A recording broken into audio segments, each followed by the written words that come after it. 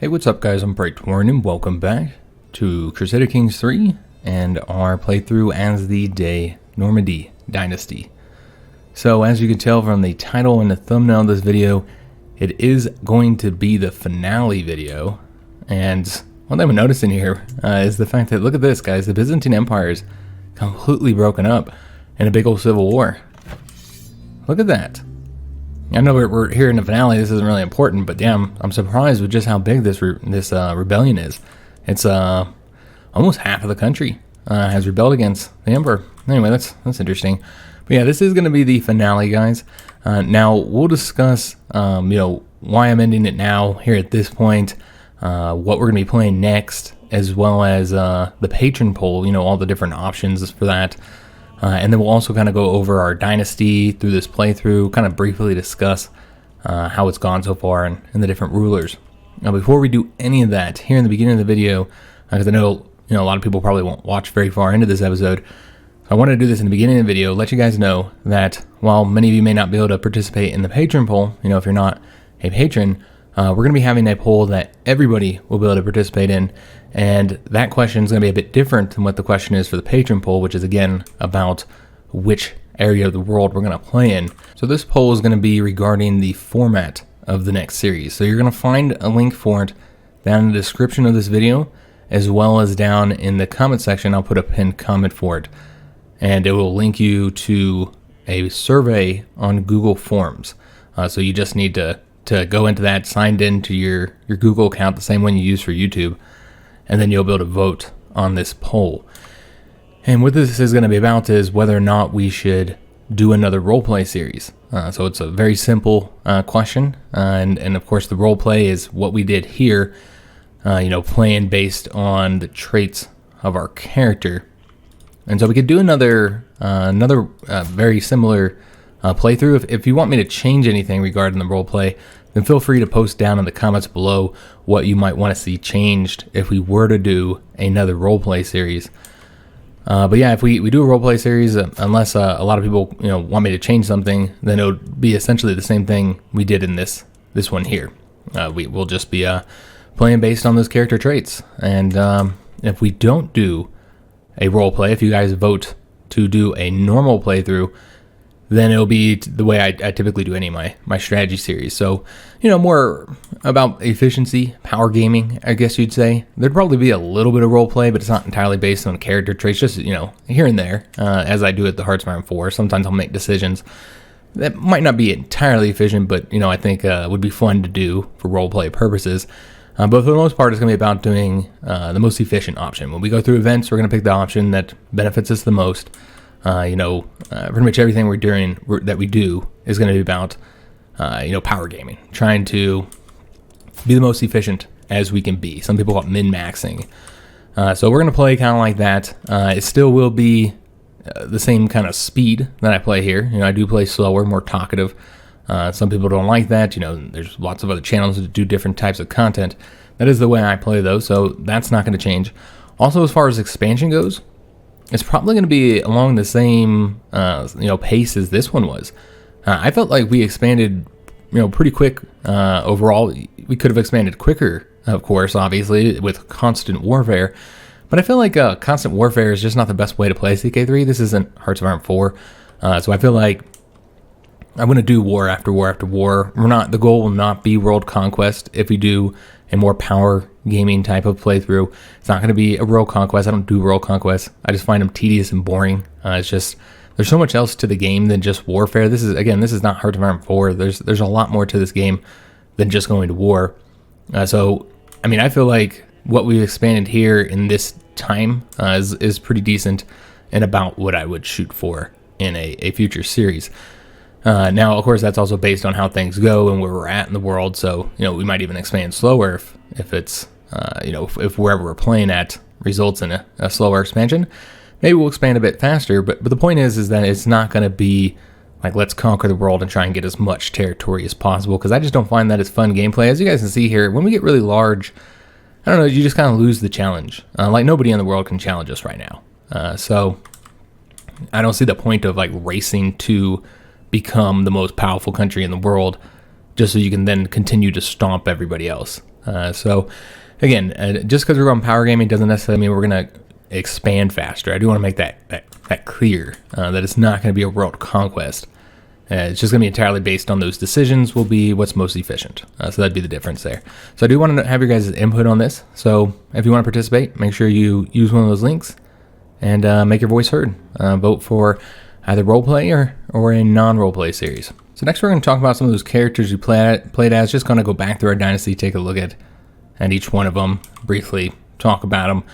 I always kind of do that at the end of my series, just kind of do a little overview of how things went. And then after that, we will discuss that poll that the patrons are going to be voting on and their different options, so the potential campaigns we might be doing.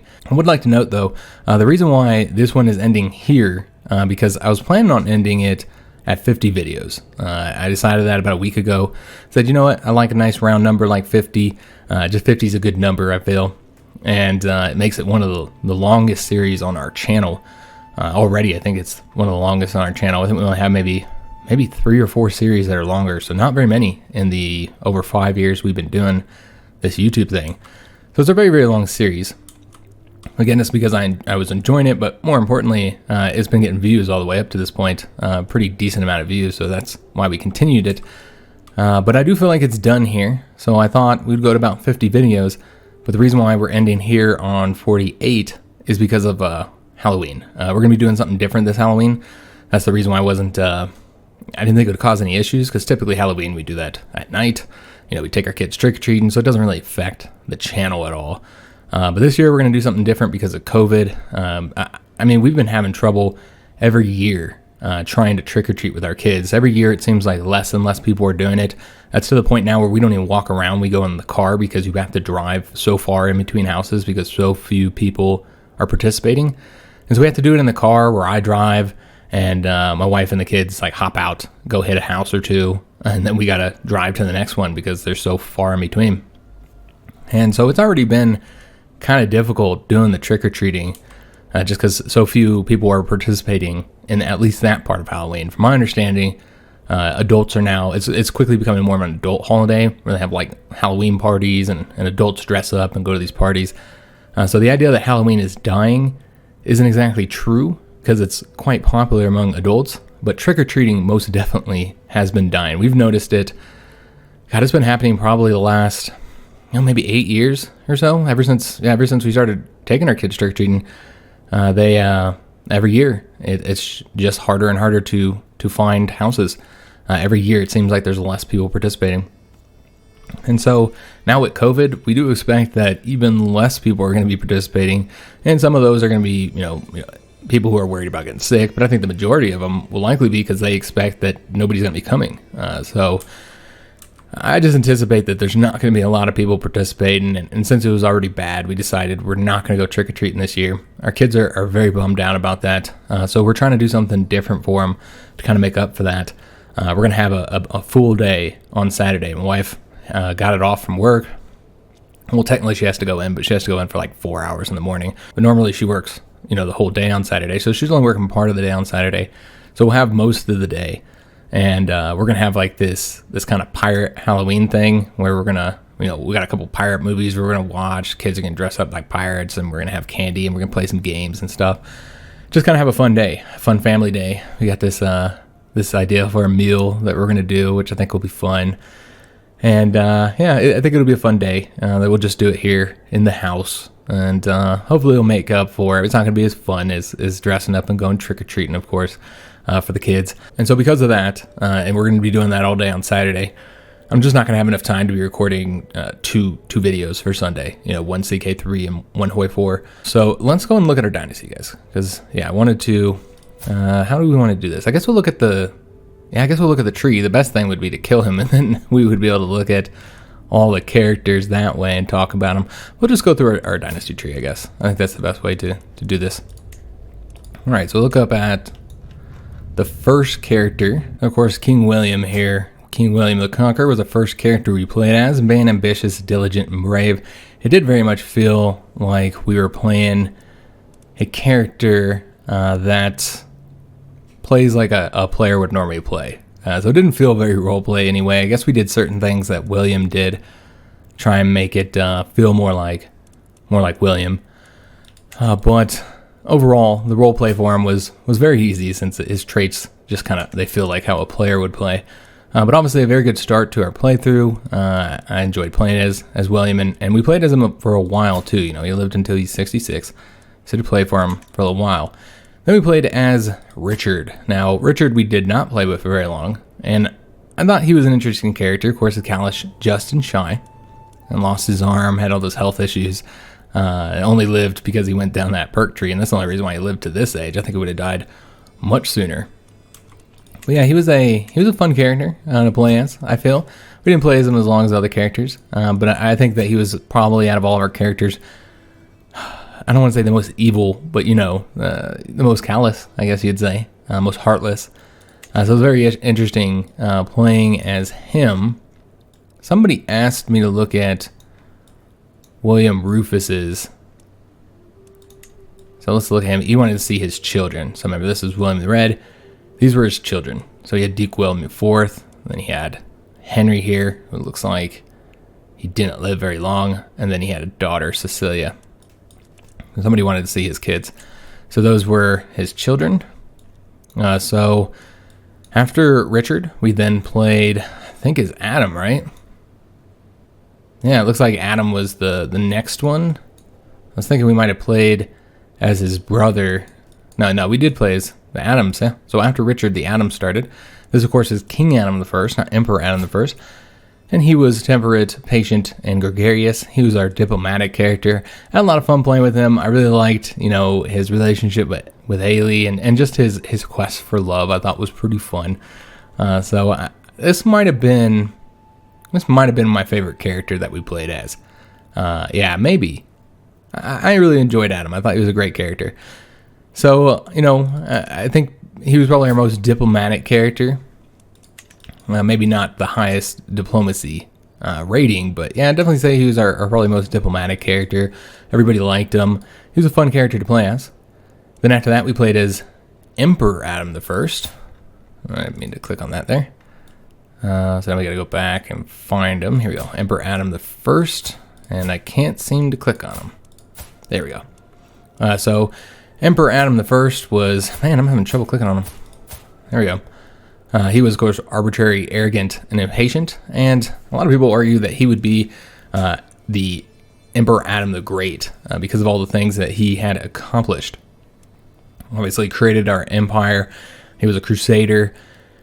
And overall, I definitely enjoyed playing with him, too. We played with him for a long time, had a long reign, and yeah, I think he was a good character. Certainly, I feel like the traits were, with the arbitrary trait, you can kind of play however you want. Because again, although here arbitrary says Adam does his own thing, has little regard for others, arbitrary is more like you make your decisions on a whim.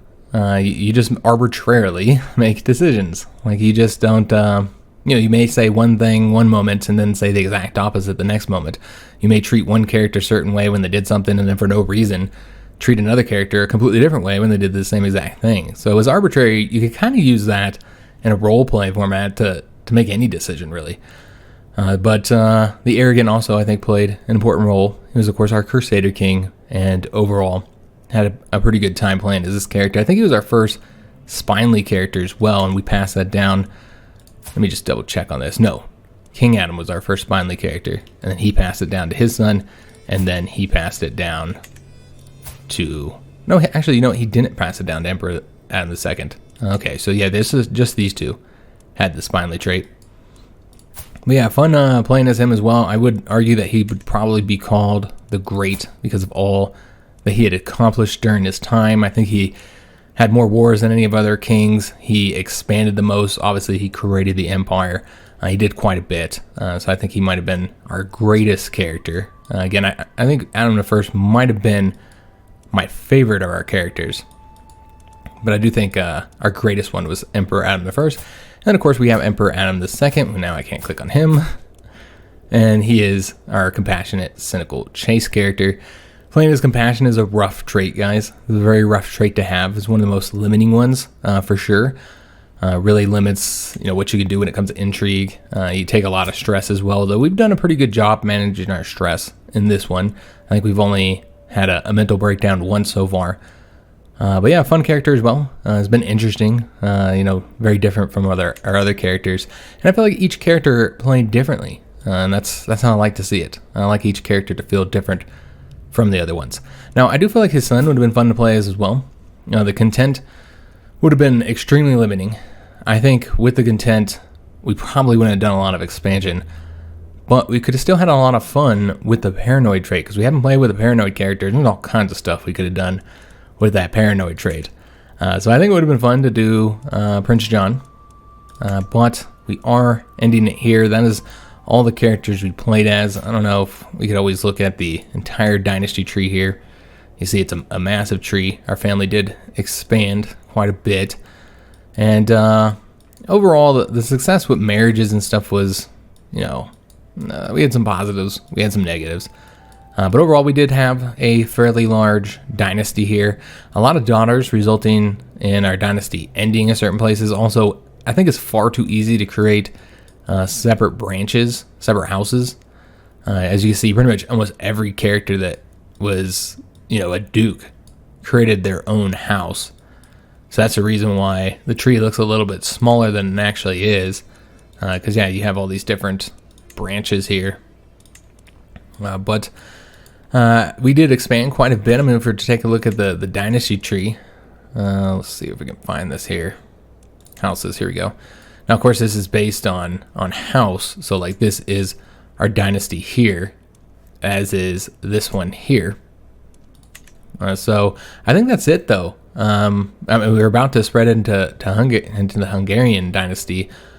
We had a count here. He might still be there. I could still end up having a count somewhere around here.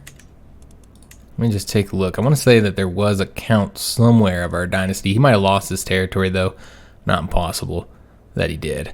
But yeah, he was somewhere around here. We had a count, Danish count, that we were trying to get under the throne, but because of the elective monarchy, resulted us not getting our character into a highest position. Of course, Denmark was also part of the Holy Roman Empire for a big chunk of the campaign as well. But overall, we did expand quite a bit, I feel, and our dynasty had some successes. Not as much as I would have liked. Those marriages didn't quite all work out, and I feel like our dynasty members weren't as good with having kids as they would have needed to be in order to keep the dynasty in some of the places where we married. But overall, we didn't do enough foreign marriages to really extend the dynasty out. We only had a few children with each character. I remember a couple characters had a lot, but most of the characters didn't have that many. We got 4 here with this Adam. Previous Adam, of course, had a ton of kids, 10 kids. I want to say he's the one that had the most. His father had 7 kids, so that's a good number as well, I suppose. Then Richard only had 4, and then William just had the 6 here. So overall, we didn't have any massive families, like the 10 being the largest one. I mean, I've had kings that have had like 20 children before, so definitely not like a huge number of children. So that's part of the reason why our dynasty didn't expand as much as it could have. But overall, a very fun campaign. I enjoyed playing as all the characters, and I liked that they were all different. All right, so now to discuss the next series, what the potential campaigns are that'll be in that Patron Poll, as well as when that will be starting. So we've got 8 total options on the Patron Poll. So I'm doing this a little bit differently than I typically do. Usually for the Patron Polls, I have like 3 to 5 options, and then each patron can only vote 1 time. So for the option they want the most. But with this poll, we're doing it a little bit differently. This time, each patron can vote for as many of the options as they want. Now, they can only vote for each option once, but again, they can vote for as many options as they want. They're cool with all the options. They can vote for all 8 of them. Let's say maybe there's 5 of the campaigns they like to see, 3 of them they don't want to see. Then they can just vote for those 5. And then essentially whichever one of the options gets the most vote, that's the one we'll do. And I'm doing it this way because I wanted a lot of different options. And also when I asked the patrons what they like to see, there was quite a few different choices that people had said. And when you added that on top of the ones that I wanted to have in this poll, it resulted in a ton of options. And we only have 30-something patrons. And so when you have 8 options with 30-something patrons and you only let them each vote for 1, what ends up resulting is that you get the winning option that doesn't have very many very many actual votes for it. Doing it this way should result in the most popular option among the patrons being the one selected. So we're going to do that with this poll. I don't know if I'll do that with future ones. Again, I think the main reason why I'm doing it with this one is just because we have so many different choices. So for those 8 options, so one of them is to play as a Christian in Iberia. So that's one option. And I'm just going to go through it, go across the map from west to east. We do not have any England or French choices here, and there's no choices per character because I'm going to choose the character based on the region. I'm going to go through, I don't want to go through all 8 regions and pick a character to play that I might never play because it just takes too much time to find a good character for each place, and then, to not use them. I wouldn't want to waste my time like that. So instead, I'll pick a character based on the region that they select. And we will be playing as either a count or a duke. No higher ranking than that. So we won't be a king or an emperor at start. I don't think that's the best way to do it because, we started this one as a duke technically, but, as soon as William won his war, he was king of England. So you didn't really see that rise from, count or duke all the way up to maybe emperor. So I'd like to do that with this campaign here. So yeah, the character will be either a count or duke. And as for the year that we'll be starting, I prefer starting in the second date. That's just my personal choice.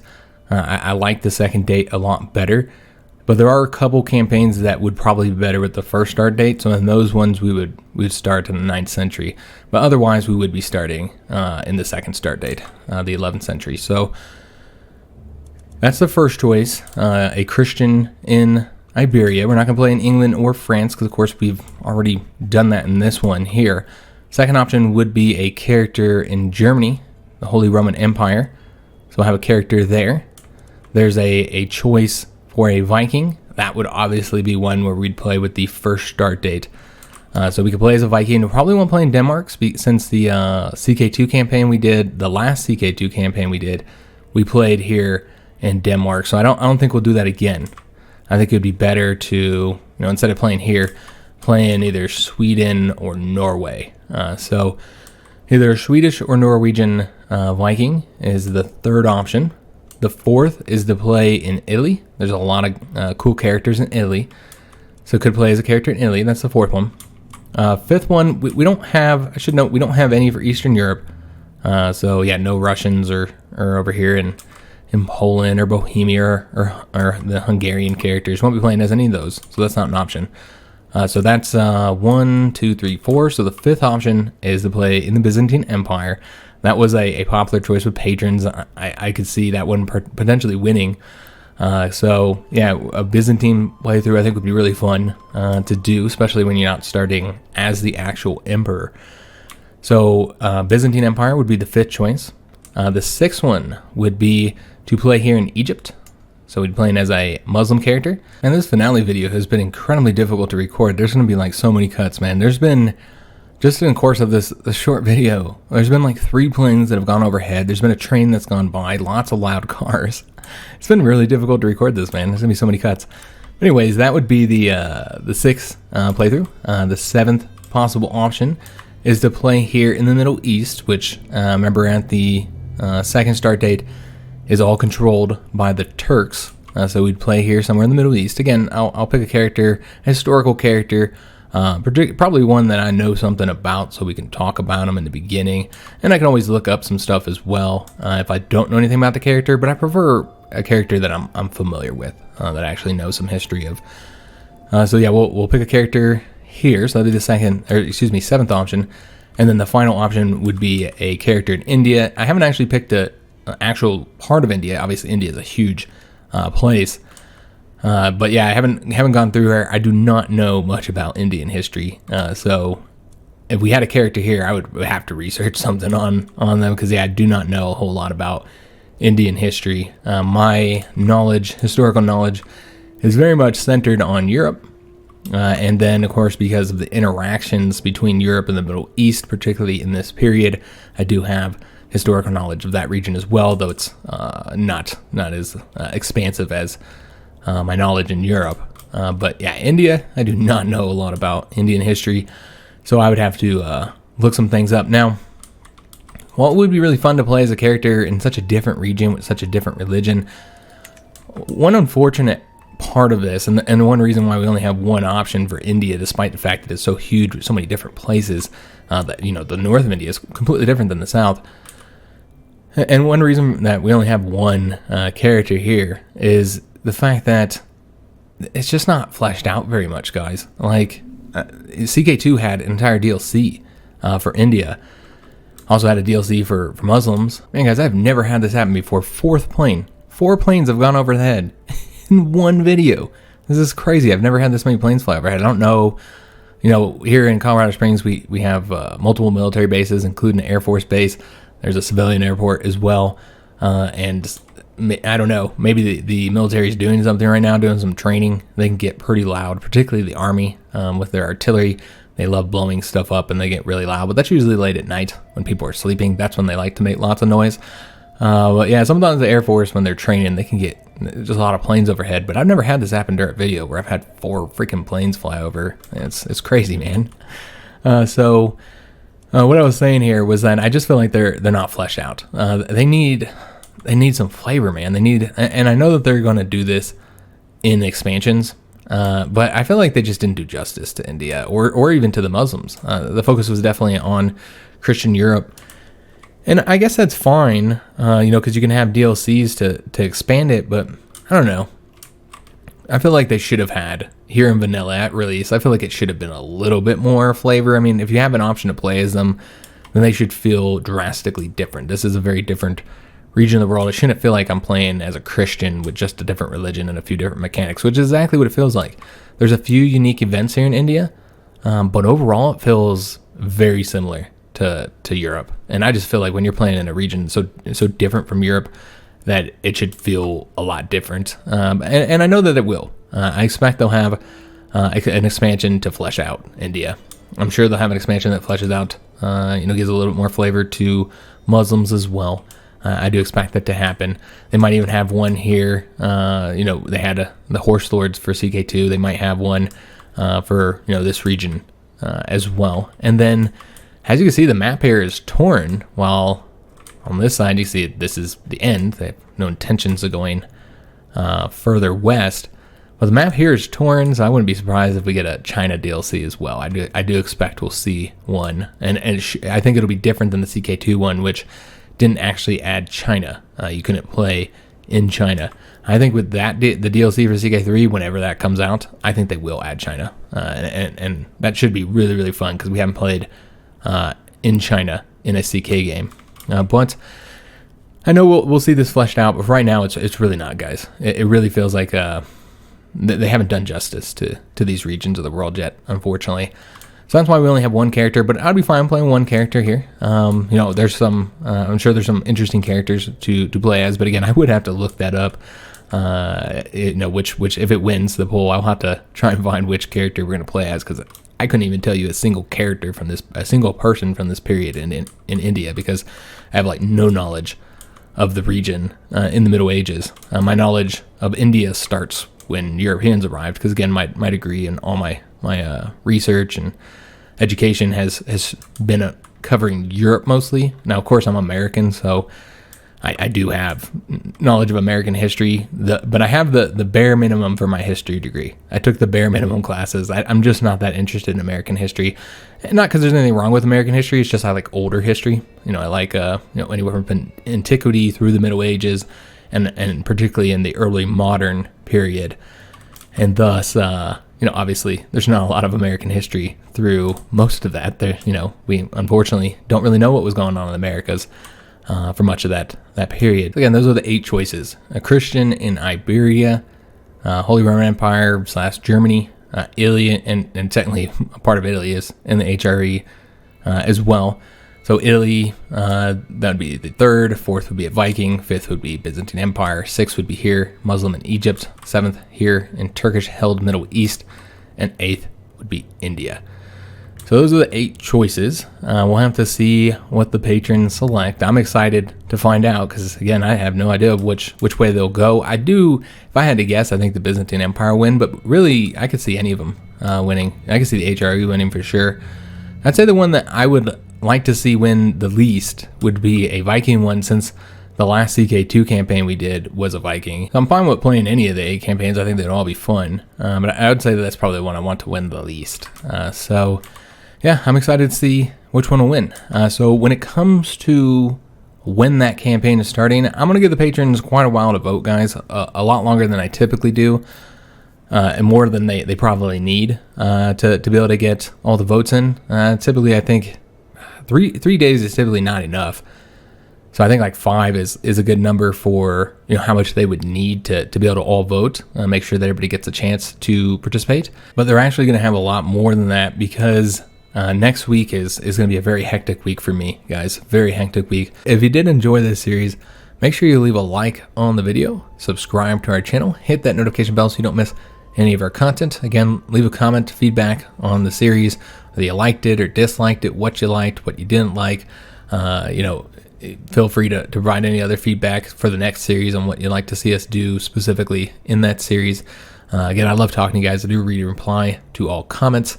And I just appreciate your guys' feedback. If you're looking for any links, check down the description of any of our videos. Find links to our PayPal, Patreon, and Teespring store if you'd like to help support the channel. You also find links to our Discord where you could engage on political discussions or discussions about gaming or discussions about movies. We talk about all kinds of things on that Discord, and I'm always trying to grow it and get more people involved with it. And then you'll find links to all of our social media, Twitter, Facebook, Instagram, if you'd like to follow us on there.